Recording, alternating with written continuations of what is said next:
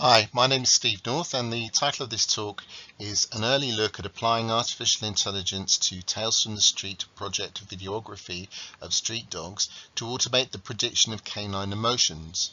My work is all about computational anthrozoology and the application of digital technology to interactions between humans and other animals.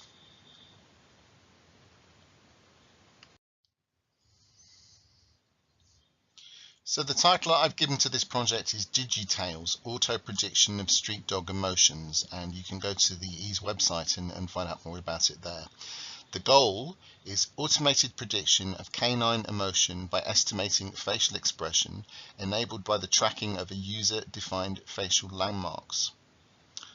So let's break down the terms a bit more. Working backwards through the stated goal on this slide, user-defined facial landmarks are specific points on canine faces that have been identified as being significant in the formation of certain expressions.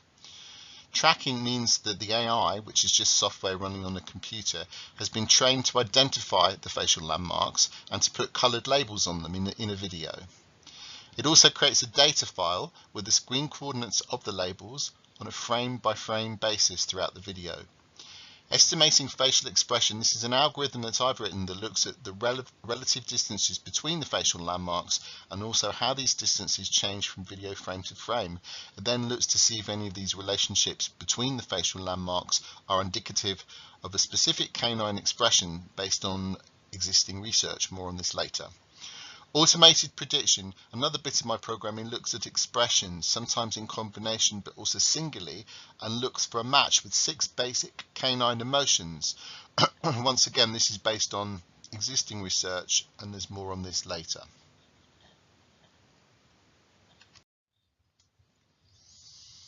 So the 3 sequential stages to achieving the project goal: tracking user-defined facial landmarks, estimating facial expression, and predicting emotion.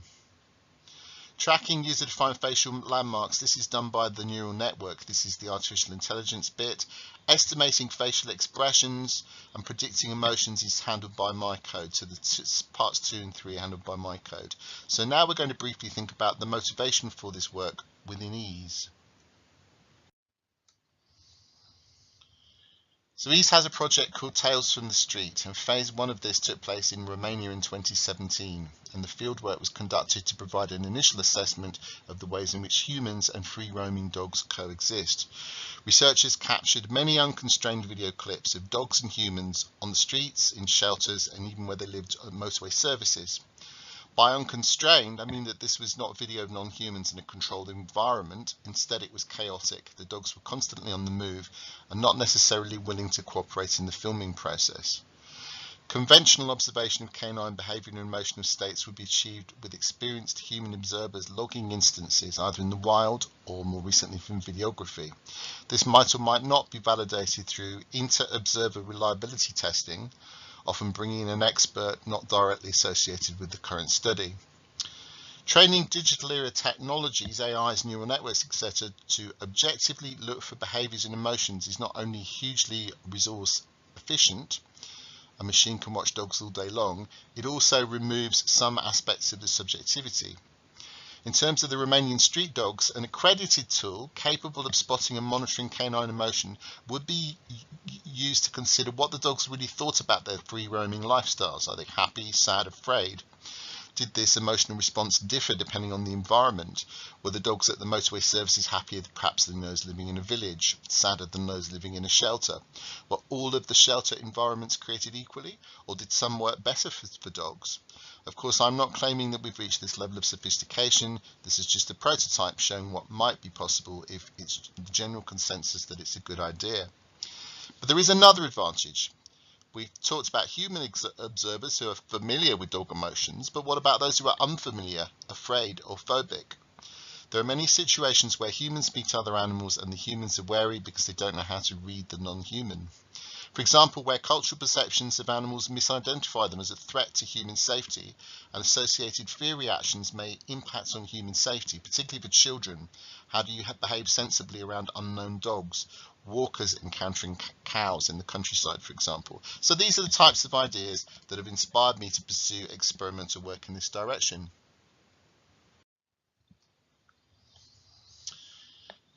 In order to achieve my goal, automated prediction of canine emotion, I need a formal process to identify the expressions that I wanted my computer program to be able to recognize. Rather than reinventing the wheel, I turned towards existing work and used this as a basis. So, what is DogFax? The Dog Facial Action Coding System is a scientific observational tool for identifying and coding facial movements in dogs. The system is based on the facial anatomy of dogs and has been adapted from the original facial action coding systems used for humans, created by Ekman and Friesian in the 1970s. The DogFax manual details how to use this system and code the facial movements of dogs objectively.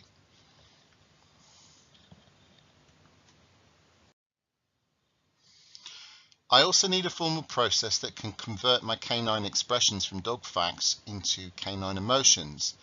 MDogFax, the Emotional Dog Facial Action Coding System, is a project that intends to investigate if the expression of action units and action descriptors and action ear descriptors, which are all from DogFax, how they might be related to the underlying emotions in domestic dogs.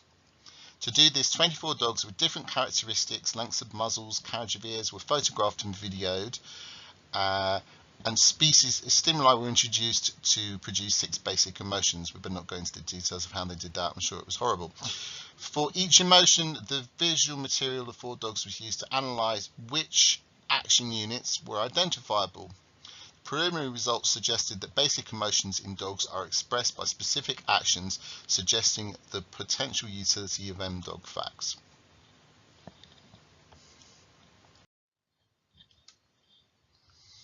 So we've looked at the underlying theory required to identify canine emotions. Now I am moving on to discuss how this was achieved technically. We'll start with the artificial intelligence and machine learning research area known as neural networks. A neural network, more formally called an artificial neural network, an ANN, describes a variety of methods to approximate the functioning of an animal brain, human and non-human, by simulating in software a collection of neurons which are connected together in order to best solve a specific task. And the connectivity is experimental and ad hoc. Whereas most computer programming requires step-by-step instructions, neural nets are trained to perform a task in a trial and error manner, which approximates the manner in which young children find out about their world. The term deep is used to describe networks that have one or more hidden layers of neurons. Deep neural networks are distinguished from the more commonplace single-layer neural networks by their depth, that is the number of node layers through which data must pass, and a multi-step process of pattern recognition, in our case looking at individual video frames. The network shown in this slide has one hidden layer. The input layer for this is 3 input neurons. For our use, this might be thought of as representing a region of an individual video frame that we want to analyse to see if it contains canine facial landmarks. The middle layer is called hidden because its neurons are neither inputs nor outputs, and for our use, the hidden layer provides multiple specialists. Hidden layers provide multiple specialists that have learned to recognise one aspect of an image region that might indicate the presence of a facial landmark when used in combination. The hidden layers become better and better at recognising facial landmarks with more and more training. Up to the right, the output layer with 2 output neurons. For our use, this output would be yes, a facial landmark is present in this region, or no, it isn't.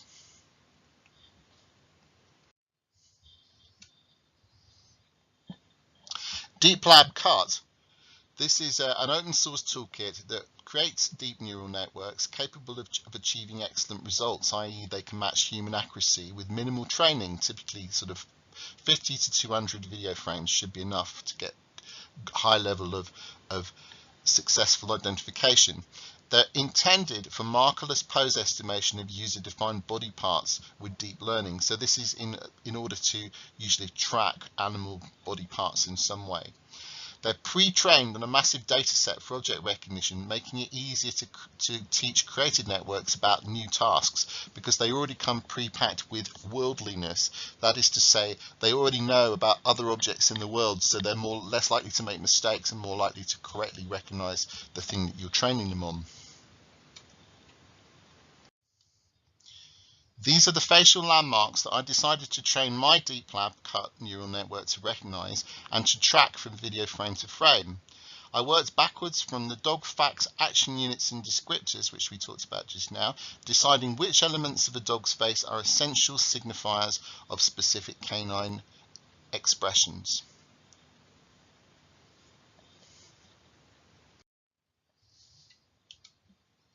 Now that we have three vital components, the facial landmarks as seen in the last slide, mouth corner right, inner brow right, etc., the dog fact facial expressions identified by tracking the movements of the facial landmarks from video frame to frame, the dog facts emotions constructed out of dog facts expressions.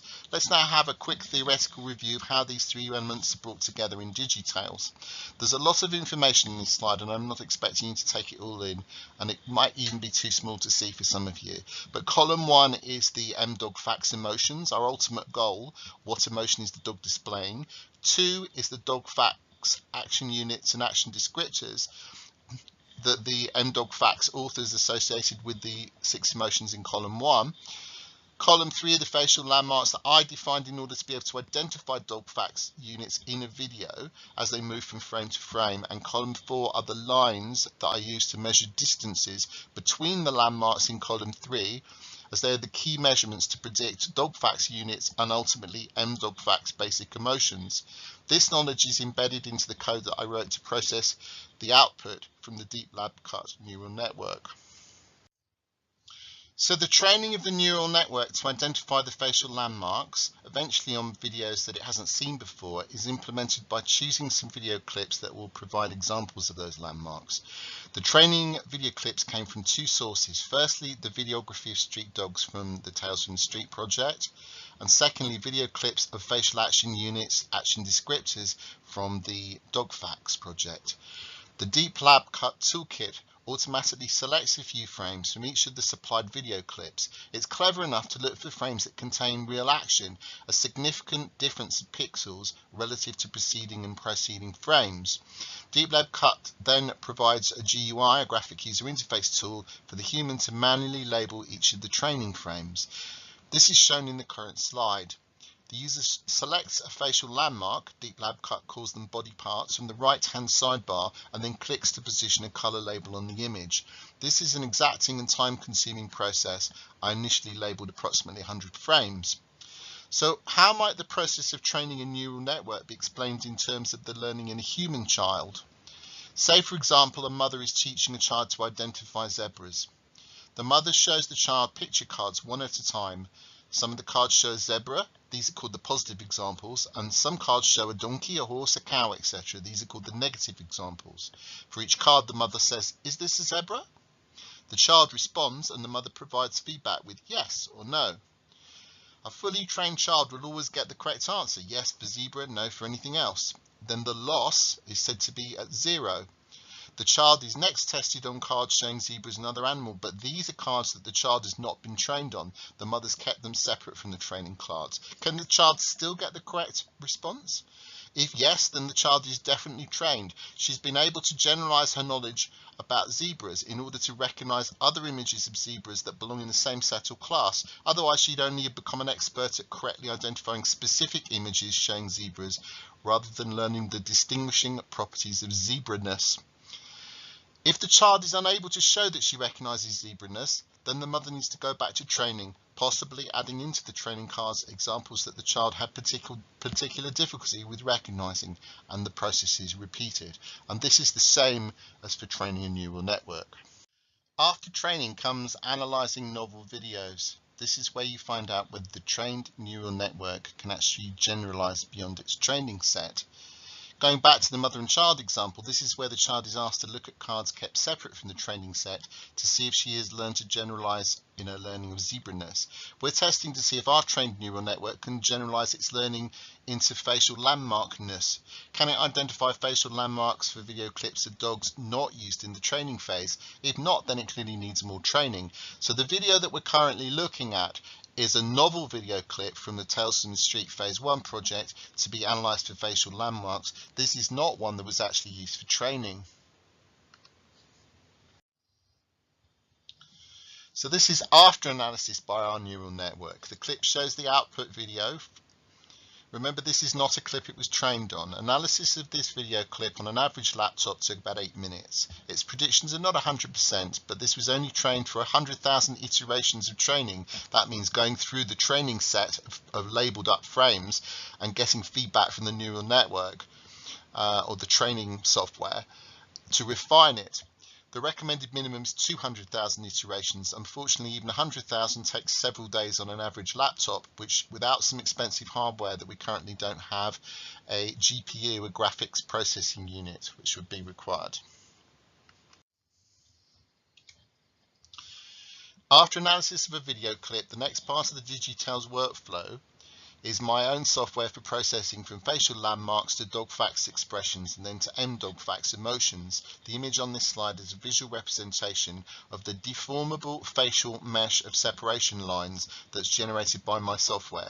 This links up predicted positions of the user-defined facial landmarks using the data generated by DeepLab Cut when analysing the video to put the coloured labels on.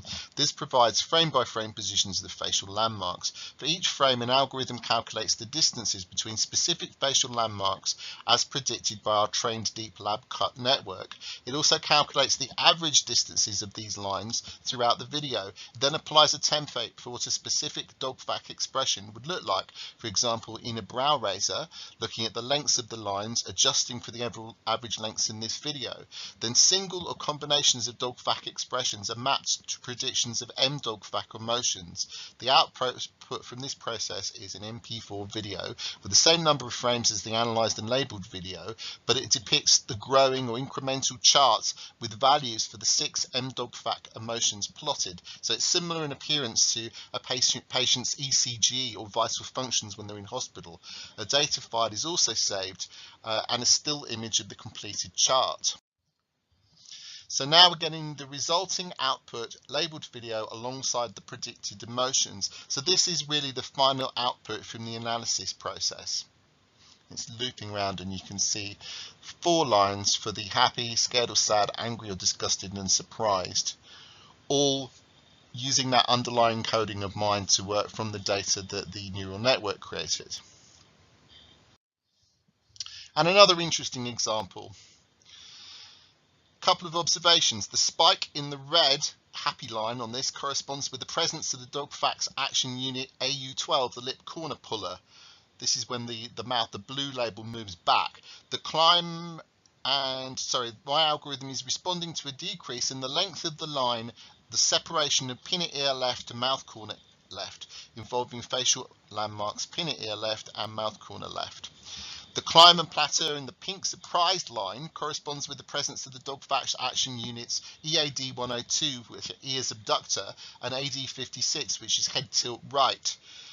In this case, the code is responding to a slight increase in the length of the line separation pinna ear left to pinna ear right.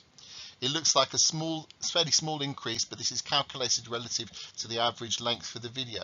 This involves the facial landmarks pinna ear left and pinna ear right. In addition, some or all of the left ear, the left nose corner and the left mouth corner have shown a significant increase in their Y coordinates relative to the corresponding paired landmark on the other side of the face. This is action unit AED56, head tilt right. As yet, emotional predictions are not 100% reliable, but it does show that such a system is possible.